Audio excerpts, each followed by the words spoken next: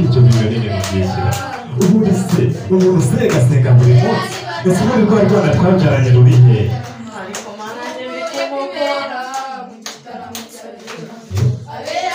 Jereka mu gihe. Muri Rwanda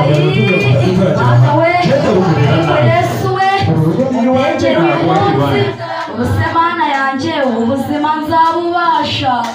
Bambe Mana nzabushobora.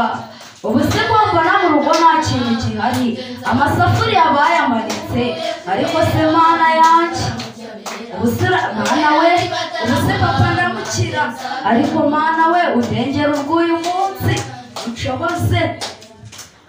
Mwiriwe papa. Basiba murezi. Ese mugiye he? Ubuda tugiye he? Ariko ibyo senga cyane abantu. Senga cyane. Kuwanga gusenga bakora gusenga. Umva twumvikane. Uceceka twumvikane. Ugira twumvikane. Je nzabahangana n'iwanje ndavuze ngo nige kubigata. None naki. Muje kurana aho mwamaze gusengera. Muzabona mu byumba naso. Rimwe kabiri twabona mutunguka mugenda. Vuba. Papa watu wawariye. Wambere bari gusenga. Nyamara nta mbuto mbona bera. N'urukundo naruyu. Umugore wanjye garasenga. Iriwe kakava mahanga. Yesu ashimwe. Ashimwe cyangwa byibura ubundi se sibyo. Jewe kavamanga ntakibaye. Ariko utavuga ngo Yesu ashimwe cyangwa byibura ntabwo uzi ko akora imirimo n'ibitangaza. Ariko mubwire. Yewe umugore wanjye yarananiye. Umwana wanjye yarananiye. Birirwa mu rusengero bose. Buri munsi. Yesu akora imirimo n'ibitangaza. Akora imirimo n'ibitangaza. Ukababwira rero. Tugenda urebe imirimo n'ibitangaza kwa Yesu. Umubwire wa mugabo utaza kumvika. Yesu niba akora imirimo n'ibitangaza. Arabanza kwikodoka ndayibona. Ariko akoze twese. Ugende mu modoka. Byose niyo kwa Yesu. Nanjye kureba ubwo bukire ngo Yesu atanga. Reba iyo modoka kakabira. Imana ishimwe tubonye abandi bashyitsi. Amen. Imana ishimwe tubonye abandi bashyitsi mu cyari. Amen. Yobu 28:28 aravuga ngo kubaho Uwiteka nibwo bwenge kandi kuvanira mu byaha nibwo kujijuka. Amen. Amen. Amen. Imana ivuganye nanjye ngo wa mugabo we, Imana iguhaye imodoka iturutse mu gihugu cyo mu ijuru. Ndihaye imodoka. Wowe Imana iguhaye imodoka. Jesu uri Imana ira. Kandi Imana iguha agakiza gaturutse mu gihugu cyo mu ijuru. Jewe ko amahanga. Kava amahanga we Imana iguhaye imodoka. Jewe ko amahanga. Iguhaye imodoka iturutse mu gihugu cyo mu ijuru. Nanjye Imana iranze. Imana irakuzi kandi tukuzi kurusha uko wiyizi. Inshingano kuri na. Ni ukuri. Amen. Amen. Amen. Amen. Imana imuhaye imodoka iturutse mu ijuru. Ntabwo uzongera gutonganya abana bawe n'umugore wawe. Amen. Amen.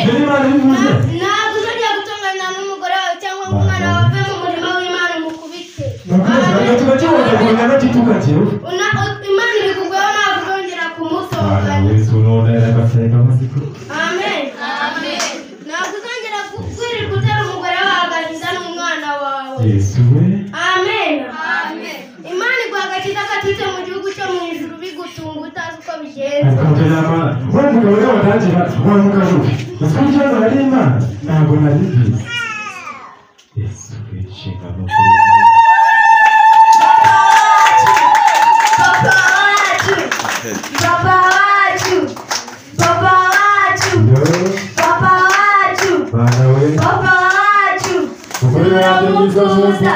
Turamukunda. Umugore wanjye we musabye imbabazi n'ukuri.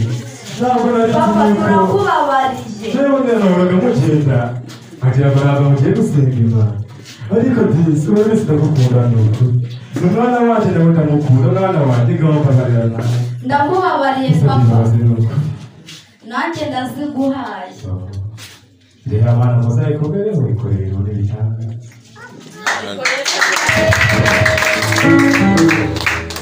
Amarayika urubumbura igitabo mu